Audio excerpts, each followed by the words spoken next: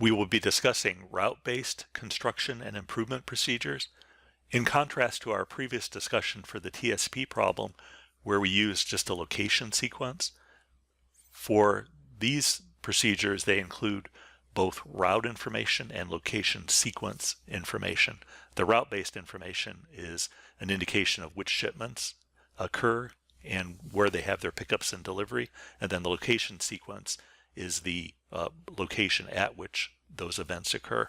So our first example is a comparison of 3 different shipments that would occur initially as 3 independent shipments, and then look at consolidating them into multi-stop shipments and look at what would be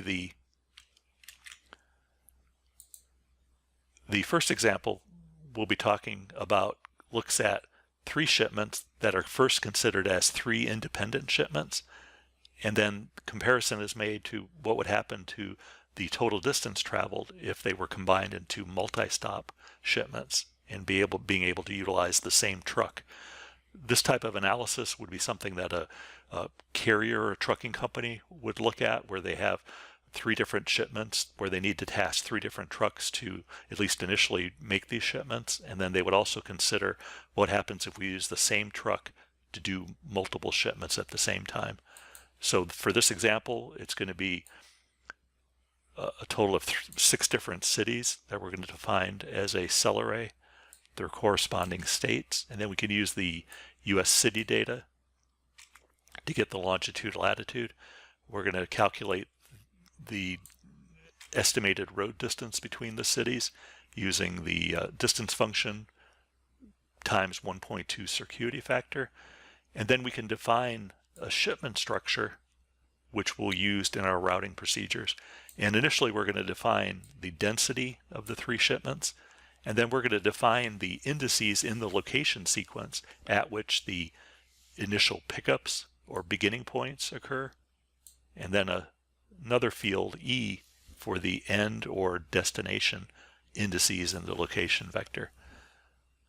So we're going to define those 3 first with our initial call to vectstruct, and then in our second call to vectstruct we're going to pass that shipment structure, and then we want to use the beginning and ending point indices in the D matrix and then take the values along the diagonal, and with that we can add the distances of each of the 3 shipments, and all of that we can then display using the structure display function. And here we have all 3 of our shipments indicating density, beginning and end point, and then the individual independent shipment distance. So as a base point, we can look at doing them as 3 independent shipments. There they have a total distance, if they're done independently, of just a little over 1,000 miles. And we can then use a function to plot the shipments, a function in MATLAB called plot shipment. And it allows us to take the shipment structure together with the longitude, latitude of a series of shipments, and then with that it'll actually plot the location. And as you can see here, it shows as green lines the 3 independent shipments. Let me increase the scale. You can see how they occur, and then here you'll notice that there's a little label here. So I'm going to reduce this, and then before looking at it in more detail, I want to add to the plot the names of the cities. And then because these labels are kind of small and provide important information, I'm going to go ahead and increase the font size. And the way I do that is I'm using the find object. GCA is get current access, and I'm looking for something called route display. And the plot shipment command, whenever it plots a route, it gives it a display name label of route label. So the find object is looking for any graphic objects that have the label route label, and that was added by this plot shipment command. So that provides me with a way of identifying what are my route labels. And then what I'm going to do is change one of the attributes, which is the font size, and make it equal to 8. And then this is a set command. So set find object, get current access, and then given that I've labeled it as route label, I can make whatever changes I want. And in this case, I want to increase the font size. So you can see this is a little bit bigger. So the way to interpret this then is these are 3 independent shipments, and the label here has a greater than sign, and think of that label as indicating the direction of travel for that shipment. So the numbers on either side of that indicate which shipment was picked up at the beginning of this arc, and then if it's on the left-hand side, then it indicates which shipment was dropped off at the end of this particular arc. So starting in Raleigh, ending in Athens, we had a pickup of shipment 1 and a drop-off of shipment 1. Likewise for shipment 2, picked up in Asheville, dropped off in Jacksonville, and then shipment 3 picked up in Savannah, dropped off in Gainesville. Here, if you note, the 3 here is a little bit ambiguous in terms of which line it refers to. If you want to change this, you can first click on the edit plot, and then you're able to select and move the label to a more convenient location. When you do that type of manual editing, the next time you use a script to create the figure, you'll have to do that again. So if you do a lot of editing and want to save it, and for say working on a paper and you're creating a figure for the display in the paper, then you can take a figure in MATLAB, and if you go to save, it'll save it as a .fig file, and that .fig file, when you load it in MATLAB again, it'll create the same figure with all of the saved edits. The alternative to that is to add a lot more commands like this find object and all these different labels here. So you can add all of this to your script, and it'll then automatically do all of those types of editing. So it's a combination of script-based editing and then manual-based editing on your figure. And if you are going to be doing a paper and not going to be running the script that frequently, then probably just manually doing the changes and saving it as a .fig would be the easiest approach. To illustrate the difference between a route and a location vector, I'm going to start with an initial route consisting of just the first shipment. So it just has 1, 1. These are the 3 shipments. There's a function in MATLAB called route to location. If we pass it a route together with the shipment structure, then it's able to determine what is the corresponding location sequence by looking into the shipment structure in the order provided by the route structure and indicate what are the corresponding location indices. So we get 1 and 2. We can get the distance by taking the 2 location indices, using it to take a particular value from the D matrix, assigning that to D, so that gives us our 357, which is our single shipment distance.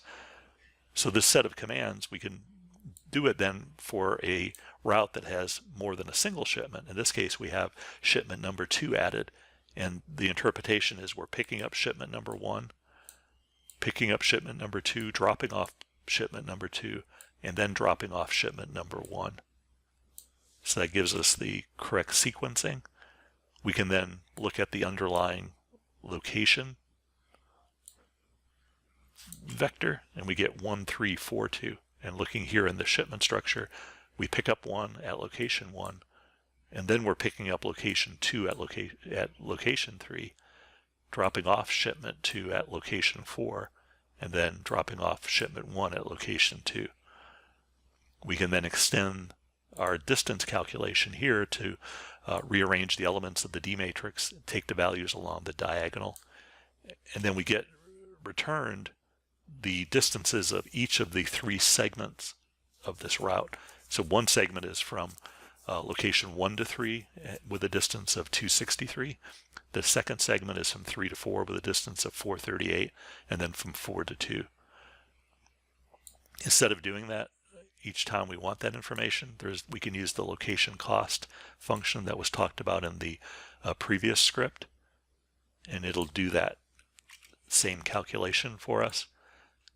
We can sum it up to look at what would be the distance of all of that entire route, and that total distance is over 1,000. And then we can use the function route total cost to do it all as one function call. And for that, we add to the location cost information the shipment distance and then the route information. And with that, we get the same total, in this case, total distance of the route R, and it does that calculation. This route total cost function will be utilized quite extensively, and it's the place where any constraints on the routing are incorporated, and if any of the constraints are violated, the route total cost function returns a value of infinity. We can then use it effectively if we define a function handle, since the shipment structure and the distance matrix are not going to be changing. We can define as our only variable element different routes. And then it's an easy way then to figure out what is the total cost of any different route combination. So the first one is just our single shipment route. And with the function handle, we get the same 357 value. We can also look at three shipments as three independent routes. And notice that these are put into a cell array. So these are curly braces right here. And they don't have to have the same length. So we have three separate routes. And then we get as output the distances of the three routes. We can add it all together to get a value of a little over 1,000. So we get the same total distance cost for the three independent shipments. Done really is just one function call, as opposed to earlier where we had several lines of code required to get that same information. We can also look at, what if we define shipments 1 and 2 to be this route? It's 1122. And here we're allowing for the case of the vehicle being empty after the drop-off of shipment 1 and then traveling for the pickup of shipment number 2. You may want to not define that as a valid route depending on your application. Typically, you're not going to get good solutions if you don't have any restrictions on the number of vehicles. But cases where you might want to allow this is if you only have a limited number of vehicles, then it makes sense to allow empty travel or deadhead travel as part of your route. So depending on your application, you may or may not want to define that as being feasible. And if you don't want it to be feasible, then you can always return a value of infinity as the cost of any route that does have an empty segment, empty travel segment like this. But in general, the route total cost function does not enforce that as a requirement.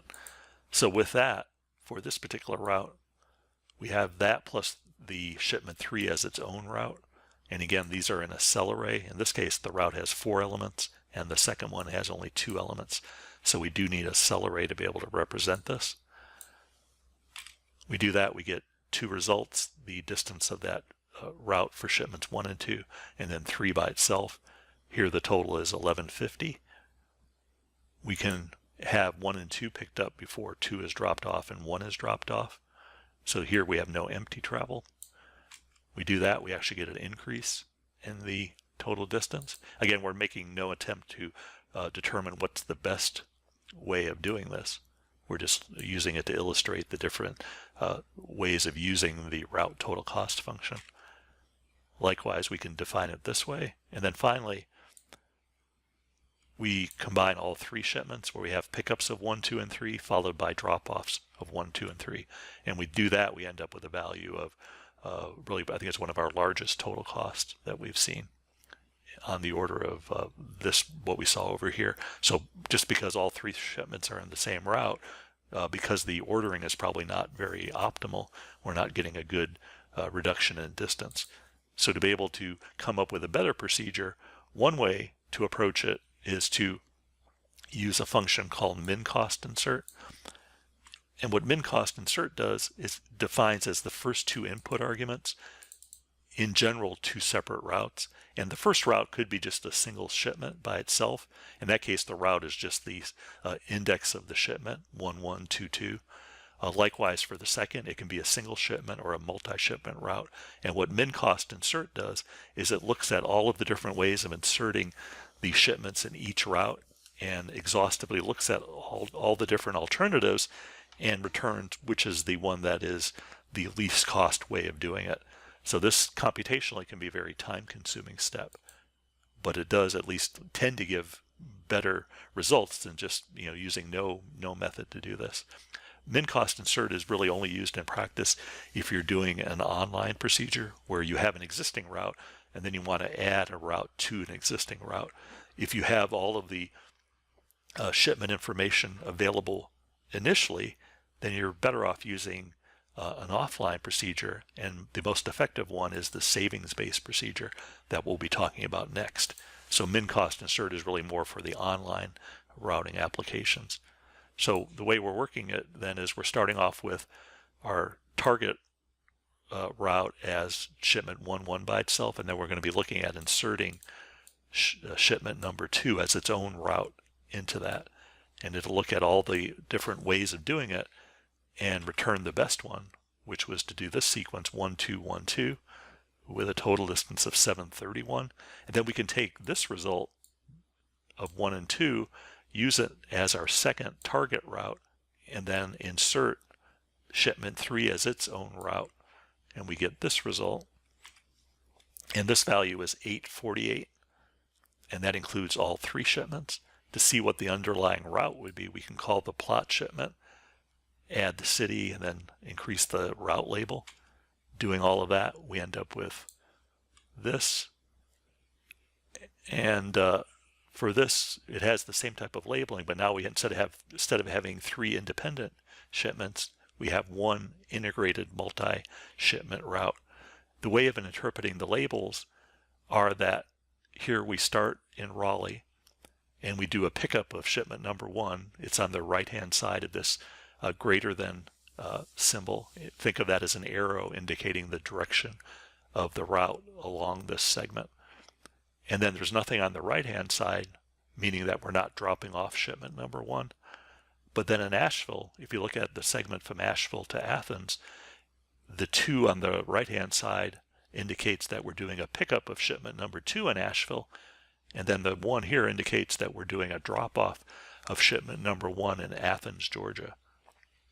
And then the segment from Athens to Savannah, there's no label, so that means that we're not loading anything in Athens or dropping off anything in Savannah. The truck is just traveling across this segment. And then there's another segment from Savannah to Jacksonville. Here it's hard to see the labels. They're being the Georgia islands along the coast are blocking it. So to make that more visible, if I click on the edit, I can take that and move it so it's a little bit easier to see. And here we have a 3 on the right-hand side, meaning that we're picking up shipment number 3 in Savannah and then dropping shipment number 2 off in Jacksonville, Florida. And then the 3 here on the left-hand side indicates that in Jacksonville we're not picking up anything, and then we're dropping off shipment number 3 in Gainesville, and that's the end of the route. Notice that from Gainesville we're not returning back to Raleigh, so this is not like the classic traveling salesman TSP problem. To make it into a TSP problem, we'd have to have the truck return back empty to Raleigh to make it into a complete cycle of travel. So it would be equivalent to the TSP problem. But for long distance trucking, it doesn't make sense to have a truck travel back empty. And this really only makes sense typically in a more local region. You think of a radius of 50 miles, it would make sense to have a truck return back to a depot. But anything longer than that, you typically have one-way travel. So once the truck's in Gainesville, it would do something else, and it would not return immediately back to Raleigh. So instead of using the min cost insert, what usually works better for, especially for larger problems, I think in this case we'll see that we get the same result using the savings methods. But in general, we typically get better than doing the min cost insert. So to do this using the savings approach, the first thing is to calculate what is the pairwise savings. So for shipments 1 and 2, looking at them as the distance if they're done as independent shipments, and then we can subtract from that the distance if they're done as route 1-2. So it's what's the best that can occur if shipments 1 and 2 are done together. And in that case, the best that can occur is a savings of 63 miles. So that we don't have to do that individually, we can use the pairwise savings procedure. And the pairwise savings procedure, it looks at each pair of shipments and then calls the min cost insert procedure to figure out what's the best way of combining those two shipments. So it does that for all pairs of shipments and then returns the value. So when we call the function, then we get two output arguments. The first one is the savings in matrix form. And then the first output argument is the list of all the positive savings values. Notice that the zeros not being positive are not returned. That means there's no savings. And in the pairwise savings procedure, the amount of negative savings is not shown. So anything that's negative is just returned as a zero, essentially saying there's no savings. There's actually a negative savings, which would be a cost associated with combining both together. So the savings method itself requires as input the route total cost handle, the shipment structure, and then the pairwise savings. There's also a fourth option if we want to display the intermediate results. In this case, the default value is 0, so I'm actually going to be displaying the intermediate results by setting that equal to true. And when I do that, I get basically a route was created by making a first route by combining shipments 2 and 3, and then to this initial route of 2 and 3, I added shipment 1 to route 1. And when we look at the savings,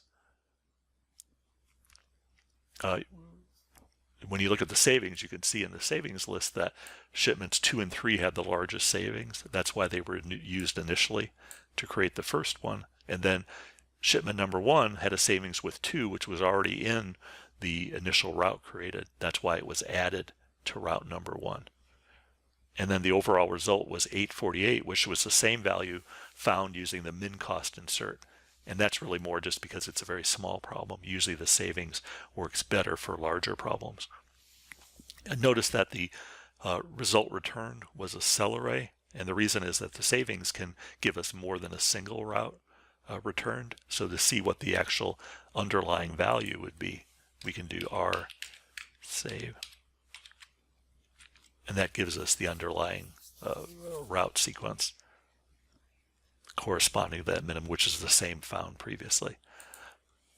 Our second example is to show the equivalence of what we're doing for the general routing problem with the TSP covered earlier. And we're going to use the same set of data that we used previously, but we're going to first create a smaller subset of the data consisting only of 8 cities. So I'm going to clear all of my variables and close all of my figures. I'm going to load the TSP instance that we used previously, which gives me this data. And here I'm only going to take the first 8 longitude latitude values. I'm going to create the distance matrix as Euclidean distance, and then I'm going to define as my number of customers 1 minus the number of location points. So n is equal to 7. And the reason for that is that to make it into a TSP problem, like the previous example, when I get to Gainesville, I have to force the route to return back to Raleigh. And the way I can do that is by defining a truck structure. And for the truck structure, I can also define where the truck wants to begin and where it wants to end. And here I'm defining the same location 1 as the truck beginning and end point. And for this problem, I'm going to define the beginning points for all the shipments to be the locations. And then here I can basically flip it around so that the beginning point for shipment number 1 is 8. So that's its starting location. So this is going to be an example of a collecting type of multi-shipment route where I start the pickup at location number 8. So the truck, if it's starting at 1, is going to then travel, if my first shipment is shipment number 1 at location 8, then it's traveling empty from 1 to 8 to do that initial pickup. And that will then, everything in terms of where it ends, they're all ending at location 1. So that'll get me back to my starting point. So with that, it has the equivalent structure of a TSP problem. Then I'm defining my truck structure. And then with that, I can redefine the route total cost function. Here I'm using the form where I have a fourth input argument, which is the truck structure. And I define that as a function handle. The first route construction procedure is the min cost insert that we saw earlier. And with that one, I'm going to start off as my initial route, the first shipment, label that as R1. And then I'm going to do the insertion of the additional shipments, starting with shipments 2 through 7. And then put those into a for loop, and then get this as a result.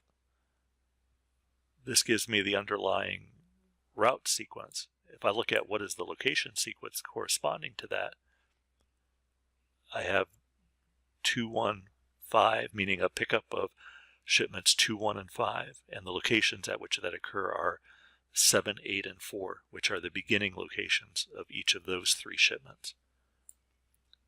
The total cost is $156, and this is the underlying route that occurs. This route itself, if we look at it, we immediately can see that it's crossing, and this is a Euclidean TSP problem, Euclidean distance TSP problem. So we know immediately that improvement could actually make this better. How to interpret what's happening here? If we look at the underlying sequence, and it's useful, I think, to compare both the route sequence here and the location sequence, and look at the corresponding elements in each, and then compare that to the figure itself. And the route starts here at location number 1, and then since the truck has location 1 as its beginning point, it starts off, and then it's a collecting situation, so it starts off empty, travels empty from 1 to 7, and then at location number 7, which is the beginning point for shipment number 2, it picks up 2, and then there's nothing dropped off. We have another pickup at 8 of shipment number 1, another pickup at location 4 of shipment number 5. So you can see I'm going down the route and location vectors simultaneously, doing that all the way to the end until at location 6, I do a pickup of shipment number 3, which is the last, and then only here do I have anything to the right, to the left of the label, and it's 1-7, and that just indicates that I'm doing a delivery or drop-off of all 7 shipments at location 1, which is the end point. So this allows me to have a valid TSP solution where I have a sequence that begins and ends at the same point. And the truck is what allows me to do this, using the truck structure with its own beginning and end point. We can do improvement. We can use the 2-opt improvement, which is similar to the TSP 2-op. It implements the same 2-opt improvement, but does it for route structures as opposed to location sequences. The inputs are the route vector and the cost handle. So we can also display the intermediate results as a third input argument. Here we're not going to do that. The underlying cost is 148. So we went from 156 to 148. So we did get an improvement by using 2-opt. The underlying route, if we look at it now, doesn't have a crossing of those 2 values. We can also use a procedure that implements the same for loop that we see for the min cost insert.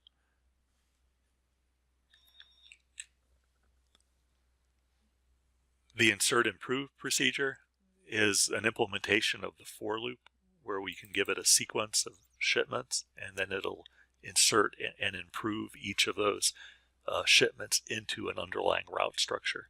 So this is a way of creating an offline procedure for the min cost insert, which is most naturally an online procedure. If we look at the underlying code, then it's the min cost insert procedure followed by 2-opt, all inside of a for loop. Here I'm just going to take 1 through 7 as my I'm not trying to determine what would be a good sequence of inserting. When I do that, I get 143.85. If I set the random number seed and do a random permutation of the values 1 through 7, I get a different sequence. And then if I do insert improve with that, I get a different value of 148. So every time I do a different random permutation, I can get different constructed and improved solutions. I can use the pairwise savings procedure, first calculating the pairwise savings, followed by a call to the savings procedure. I get a cost of 143.85. Again, I have a single element of a cell array with representing my route, and plot the results. I can also do a random construction of a route. The random construction would be just 1 through 7, and then 1 through 7 for the drop-off, and then rely on the improvement to do all of the work of getting a good result, which is 148.62, with this as the final route, and displaying that. I can also set a random number seed, do a random permutation, and then create my route with that random permutation. Plot the results. Here I got a value of 150. I can repeat it a second time with a new random permutation. Here I get a different result, the same result. And here I get a different result. So there's at least 3 or 4 different local minima for this problem. We can also look at the larger set of data. So this is the entire 51 city set of data. So this is all going to be exactly the same as done previously.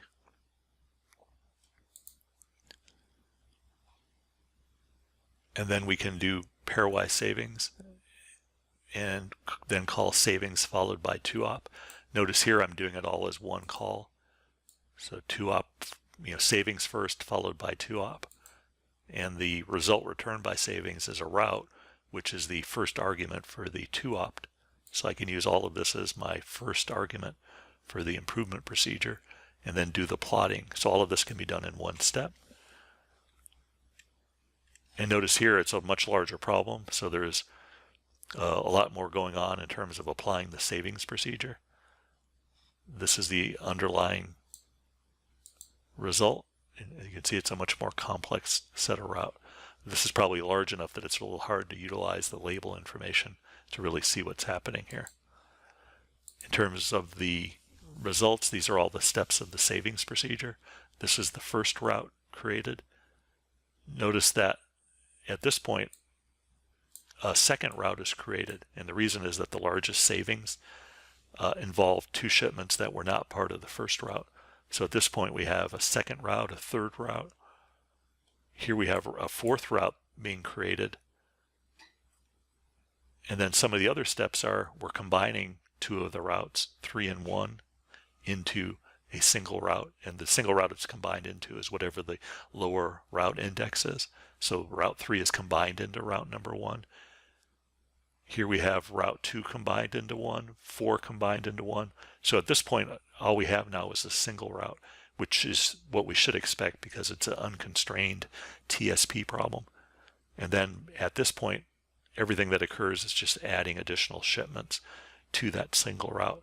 So we get to the point of the construction finishing with a total cost of 496 for this problem. And remember, for the comparison of this is the same underlying TSP problem.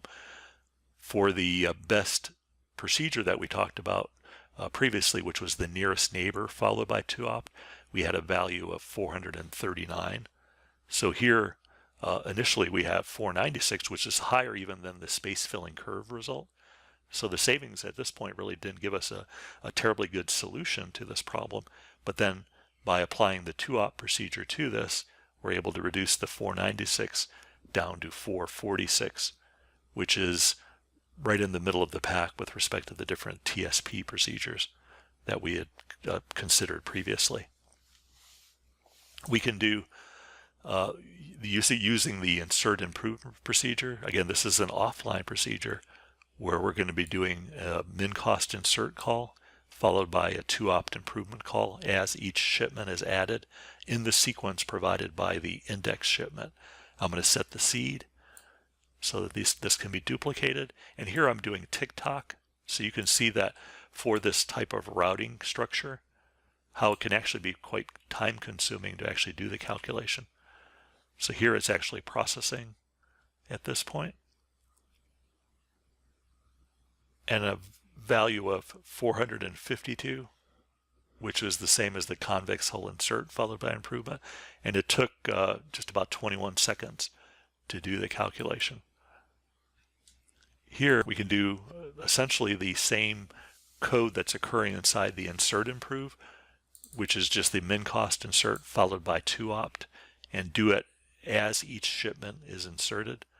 So this would be an example of using it as an online procedure, improve each shipment as it's individually added. So I can have an existing route, and then at some point later I get another shipment to add to it.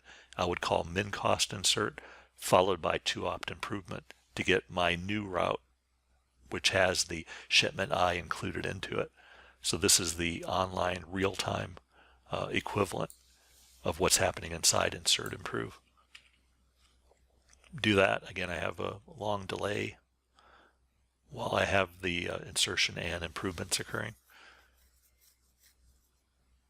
And I get the same result of 452. Again, I should get the same result because I use the same information, the same random ordering of indexes for the shipment. So this is what the code is that's occurring within insert improve. Instead of doing the improvement, one thought would be that since I'm improving each time, if computation cost or time is an important issue, then if I just do all of the insertions and then only do a single improvement at the end, what would be the savings in computational time versus the possible degradation in the quality of the solution? So I can try this. Again, I'm using tick-tock, and here I get a result in only 6 seconds of 453. So it's just a little bit larger than what I got doing improvement at each step. And I got it in about 1/3 of the time. Again, a few seconds is not an issue, but for larger routing problems where you have, several hundred shipments and especially for the vehicle routing problem where you have lots of constraints, this can be very time consuming, very computationally intensive. For the TSP problem, we have no constraints, so the route total cost function is able to operate very efficiently. But once we have things like time window constraints added to the problem, it gets computationally very time consuming to evaluate all of those constraints. So all of these considerations can be important for these larger problems. And I think it's nice to talk about them when we have a simple TSP procedure that executes pretty quickly. So that if you are faced with a vehicle routing problem with lots of constraints, you'll have an idea of what are the different trade-offs. So these are all the different ways of utilizing the route construction and improvement procedures for these different types of problems. One final thing to mention is how can we take the savings procedure and introduce some randomness into it? Because otherwise, if we just take the pairwise savings procedure that is calculated, then that pairwise savings procedure is always going to give us exactly the same constructed route. And then if we improve it, it's going to give us the same resulting improved route. So we get basically just one final result for a route using the savings and 2-opt procedure. So one means of introducing some randomness into the procedure, first I'm going to set a seed so that this can be duplicated. I'm going to use a function called random reorder that's part of MATLOG. And what it does is random reorder takes an array and then with a probability value of r between 0 and 1, looks at each row of the array and with probability r puts it at the end of the array. So what that does for the savings is takes the largest savings value, which is the first row of the list of savings, pairwise savings, and with probability, in this case 10%, moves it to the end and then does that for each savings value.